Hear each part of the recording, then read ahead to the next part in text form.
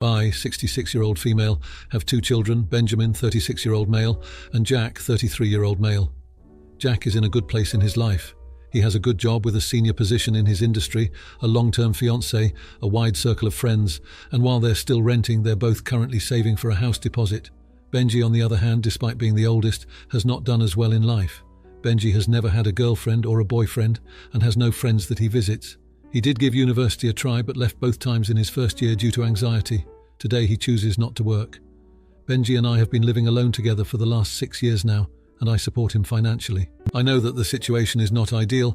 However, I've long since come to terms with the fact that Benji is a square peg trying to fit into a world of round holes, and as I'm getting older, I'm happy for his company.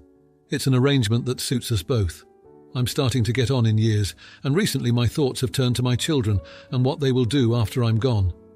A few months ago, I decided to update my will and asked Jack for a meeting to address the changes. I let him know that in my updated will, almost all of my assets, both cash and property, will be going to Benji. However, I'll be giving him a cash amount to help with his house deposit, $10,000. My reasoning for this is that I know full well Jack is capable of looking after himself after I'm gone, but without assistance, Benji will always struggle. He is simply never going to have what Jack has.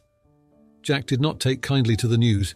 He said that I'm effectively punishing him for having succeeded in life, where his brother has been allowed to not try and fail his entire life, and is now being rewarded for choosing to remain a NEET so he can suckle on mummy's teat. He said some more unkind things about his brother, and at that stage I said that it was better that he leave until he could calm himself down. On the way out the door, he told me that this was not about money or assets, but was yet another instance of me favouring and coddling Benji the way I have done his entire life. Not true. And claimed we were in an emotionally incestuous relationship. I told him to get out. This all went down 3 months ago, and since then Jack will no longer accept my calls. He ignored my 66th birthday outright, not even a card, and at this stage I am not expecting to see him at all for Christmas, so it's going to be just me and Benji as usual. Other family members have since become aware of the drama and are telling me that my decision is wrong and that by doing this I am driving a wedge further between Jack and Benji when their relationship is already strained. Am I the jerk for my decision? I love both my children equally, but I can't go to my grave knowing that Benji will be out on the streets suffering without me. I know that Jack will never have to struggle in the same way Benji has, so I don't know why he even needs the money in the first place. I am frankly disgusted by his greed and lack of concern for his brother's future. Now, for a few comments before the update. Comment 1. You're the idiot. Complete a hole. You can't give one child more because the other became self-sufficient. You picked a favourite. That's how your son Jack feels. What makes you think Benji will make good choices after you pass, just because you gave him everything? Comment 2. You're the idiot. Jack is totally right. Jack didn't become successful magically. He worked hard for it. It's not his fault that his brother couldn't achieve anything of his own. You're not realising it, but you are indeed favouring Benji over Jack. Now for the update. Thanks for all the comments on my last post. It's been a tough few days, and I've had a lot to think about. The day after I posted, I tried reaching out to Jack again, hoping he'd cooled off and we could talk. No luck. He didn't answer my calls, and my texts went unread. I felt like I was hitting a brick wall, and it was painful to think my relationship with my son might be damaged beyond repair. Benji noticed I was upset and asked what was wrong. I didn't want to burden him with the details, but he could tell something was off. He's always been sensitive to my moods. I just told him I missed his brother, and he nodded, looking down at his hands. I think he feels guilty, like this is all his fault, but I've never blamed him for the way things are. A week later, I got a surprise visit from Jack's fiancée. She came alone, and it was clear she was here as a mediator. She told me Jack was still hurt but didn't want to cut ties completely. She suggested we try family therapy, something I hadn't considered before. I agreed, thinking it might help mend things between us. The first session was rough. Jack was there, arms crossed, a scowl on his face. Benji was quiet, almost shrinking into his chair. The therapist tried to get us to open up, to talk about our feelings and the will. Jack let it all out, saying he felt like I never trusted him to take care of his brother, that I always saw him as the capable one who didn't need help or attention. I tried to explain my reasoning, but it just made things worse. Jack said he didn't need my money, but it was about feeling valued and loved equally. Benji spoke up then, surprising us all. He said he didn't want the money if it meant losing his brother. That moment, it felt like we might actually get through this. But things didn't improve much after that.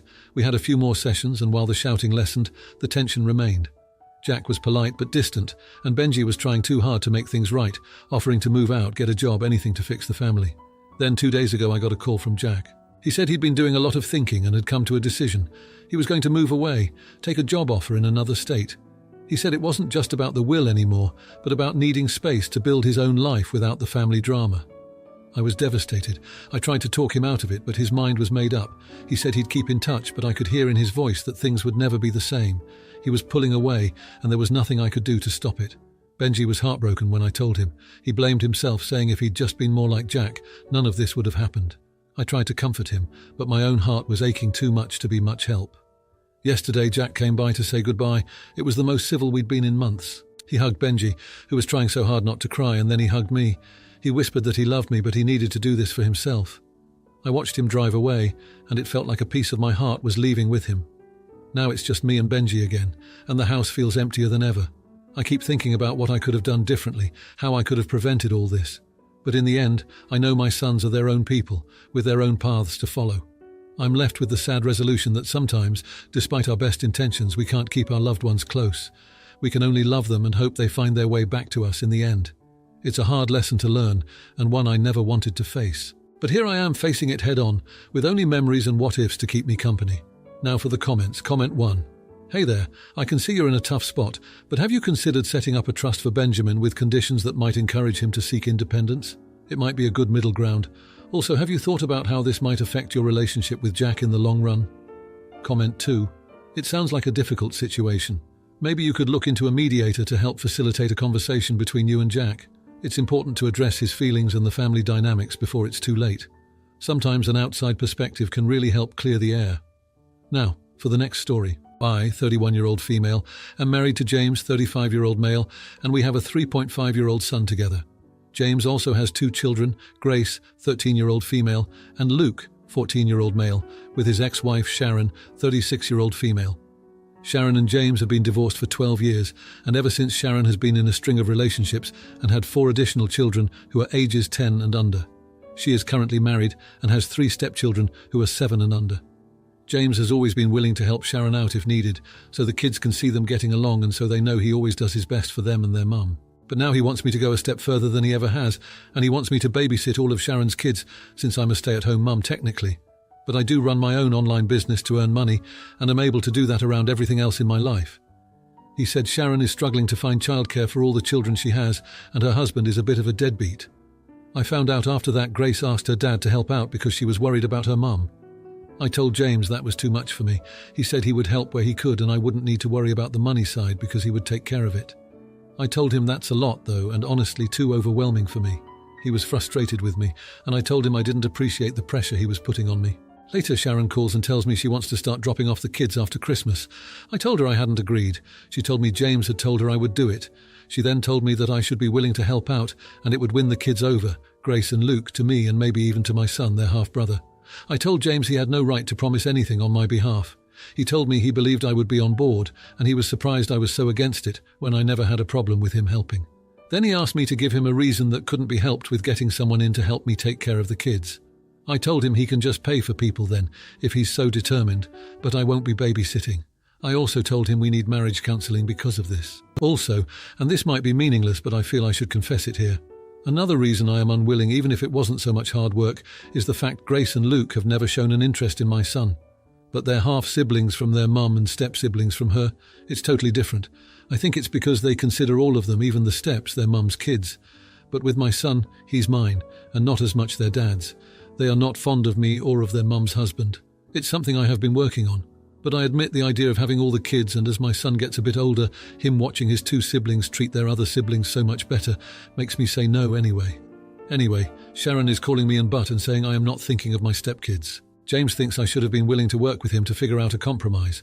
Am I the idiot? Now for a few comments before the update. Comment 1. I'm trying to do the math here. She has 6 biological kids, 4 under 10, and 3 stepchildren. So he wants you to watch 7 additional kids during the day? I'd say no for the sheer chaos that would cause. Also, you work. Stop calling yourself a stay-at-home mum. You work from home with a flexible schedule and keep reminding your husband of that. Comment 2. Not the jerk. I'm a guy, and I'm honestly going to tell you, your husband has agreed to this because he knows he won't be the one doing the main heavy lifting of all these kids, apart from throwing money at it.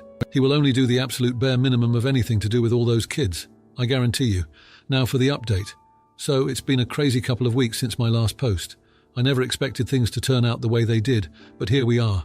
After the whole babysitting debacle, things got pretty tense at home. James and I were barely talking, and when we did, it was like walking on eggshells. I was feeling pretty alone in all this, and I guess it showed because Grace and Luke started to act differently around me. One evening, Grace came to me and apologized. She said she didn't realize how much pressure her request would put on me, and that she just wanted to help her mum. That conversation was a turning point. We talked about how her brother and she felt about my son, and she admitted they had been standoffish because they didn't know how to include him in their already complicated family dynamic. It was a heartfelt moment, and it made me realize that these kids were just trying to navigate a situation that was as complex for them as it was for me. James and I finally sat down for a real talk. I told him how unsupported I felt when he volunteered me for babysitting duty without asking. He admitted he was wrong to assume and apologized. We agreed that we needed to communicate better and that our family needed to work as a team. We also decided to start marriage counseling, which has been incredibly helpful in understanding each other's perspectives. Meanwhile, Sharon's situation hadn't improved, and despite our differences, I couldn't help but feel for her. So I came up with a plan. I reached out to some local parents and organized a childcare co-op. A few days a week, we'd take turns watching each other's kids. It wasn't a perfect solution, but it gave Sharon the break she needed without putting all the responsibility on me. The co-op turned out to be a blessing in disguise. Not only did it help with Sharon's kids, but it also brought our blended family closer. Grace and Luke started spending more time with my son, and I could see a genuine bond forming between them. They even started calling him their little brother, which melted my heart. Sharon and I had a long overdue conversation. It was awkward at first, but we both acknowledged that we needed to work together for the kids' sake. We set some boundaries and agreed to communicate more openly. Surprisingly, we found common ground in our shared love for the children, and a mutual respect began to develop. James stepped up in ways I hadn't expected. He took on more responsibility with the kids, giving me time to focus on my online business, which was thriving thanks to the newfound balance at home. He also made an effort to include my son in activities with Grace and Luke, making sure he felt like a full member of the family. The kids from the co-op and our blended family started to form their own little community. It was amazing to see them all playing together, regardless of whose kids they were. My son was no longer the odd one out. He was right in the middle of the chaos, laughing and playing like he belonged. As for the marriage counselling, it's been a game changer. James and I learned to navigate our blended family dynamics with more empathy and understanding.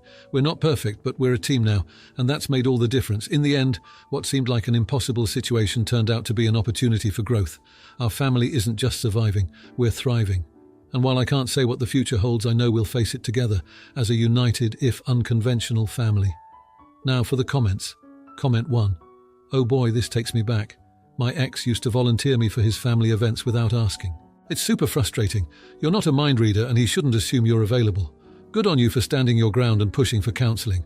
It's a game changer for communication. Comment 2.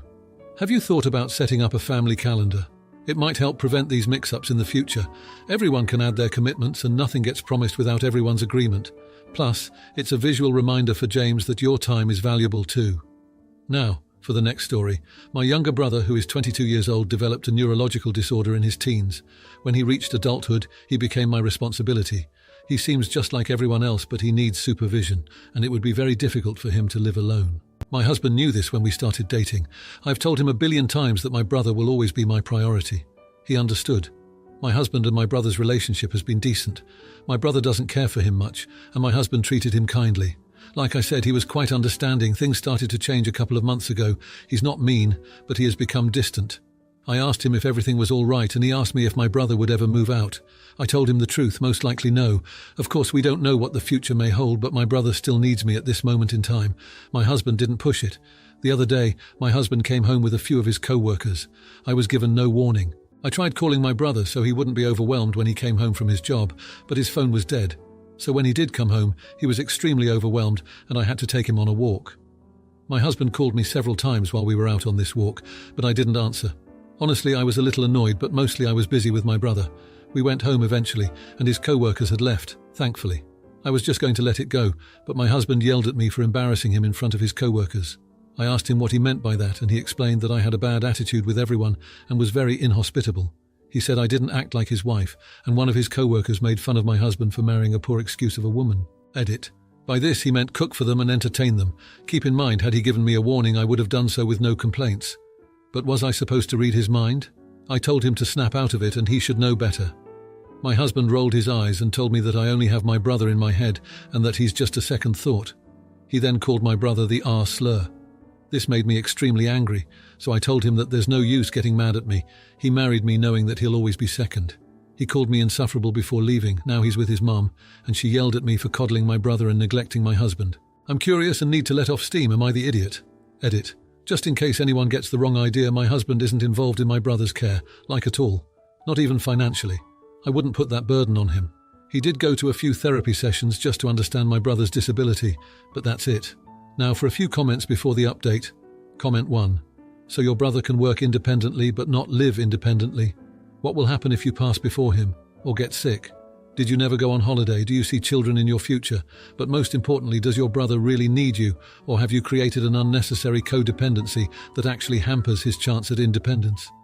Comment 2. You shouldn't have gotten married. You should also never get married. You are not marriageable. I'm loath to say no idiots here or everyone sucks here because your husband should not have called your brother the R word, and doing so is really bad. Now, for the update.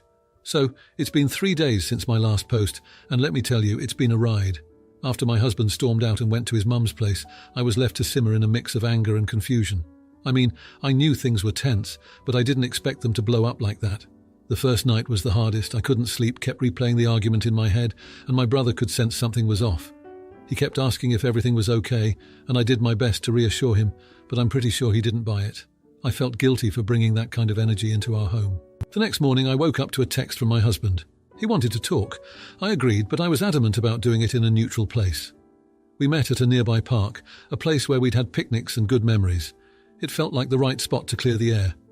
We sat on a bench awkwardly at first. He apologized for what he said about my brother. He admitted he was out of line and let his frustration get the better of him. I could tell he was sincere, but the words still stung. I explained how important my brother is to me and that his words hurt deeply. We talked about his feelings of being second. He confessed that he sometimes felt like he was competing with my brother for my attention, which wasn't fair to any of us. I got it. I really did. I love my husband, and I never wanted him to feel like he wasn't a priority too. We decided to set some boundaries and work on communication. No more surprise visits from co-workers, and he promised to be more understanding about my brother's needs. I agreed to be more mindful of his feelings and to make sure we had our quality time together. That evening we went home together. It was quiet, but not the uncomfortable kind of quiet. More like the, we've got stuff to work out, but we're in this together kind. My brother was relieved to see us talking again. He's not big on conflict, and I think he blames himself when things go wrong, even though it's not his fault. Yesterday, my husband suggested we all go out for dinner, his treat. It was a small gesture, but it meant a lot. We went to my brother's favourite place, and for a couple of hours it felt like old times. My husband made an effort to chat with my brother, and I could see he was trying to mend fences. On the way back, my brother, who's usually not one for many words, told me he was glad my husband and I were okay. He said he didn't like it when we fought. It was a reminder of how much he notices and how sensitive he is to the dynamics around him. Today, things are looking up. My husband and I are talking more, and we're planning to start couples therapy. We both agree that we need a professional to help us navigate our unique situation. It's not going to be easy, but I'm hopeful. As for my brother, he's back to his routine, and I think he's happy that the tension has eased. I'm making sure to spend time with both of them, separately and together. It's a balancing act, but one I'm committed to getting right. So, am I content? I wouldn't say I'm there yet, but I'm feeling hopeful. We've got a plan, and we're working on it together. It's not perfect, but it's progress. And sometimes that's all you can ask for. Now for the comments. Comment 1. Oh boy, does this take me back. My cousin has autism, and I remember my ex being all sweet and understanding until it got inconvenient for him. You're not the jerk for prioritizing your brother's needs, especially when your husband knows the score. It's about respect, and your hubby dropped the ball big time. Comment 2. All right, Dr. Love here with a prescription of humour and heart. Your hubby's got the emotional range of a teaspoon if he's competing with your brother for attention. Good on you for standing your ground. Therapy's a great start. Think of it as couples boot camp. Here's to hoping he learns to march to the beat of compassion and understanding. If you like this video, you'll probably like these too. Also, while you're here, please consider subscribing. It's your support that keeps this channel alive and allows me to make better and longer videos. Have a great day.